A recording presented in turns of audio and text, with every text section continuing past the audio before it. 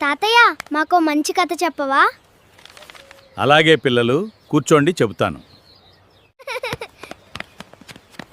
పిల్లలు, నేను చెప్పేది జాగ్రత్తగా వినండి. చెప్పేది కథ కాదు, నిజమైన ఇంతకీ ఎన్ని యుగాలు తెలుసా నీకు?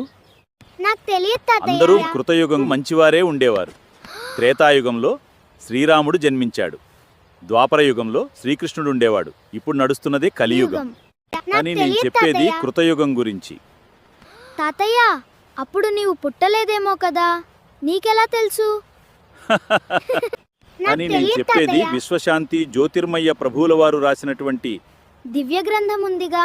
అది నీ ప్రశ్నలన్నిటికీ సమాధానం చెప్తుంది. జాగ్రత్తగా విను. ధన్యవాదాలు. Thank you for watching. Like చేయండి, షేర్ చేయండి. మరిన్ని వీడియోస్ కోసం ఈ విశ్వశాంతి వర్ధిల్లాలి ఛానల్ను సబ్స్క్రైబ్ చేసి బెల్ ఐకాన్ను క్లిక్ చేయండి. రండి, విశ్వశాంతికై మాతో చేతులు కలపండి. జై జ్యోతి, జగజ్యోతి.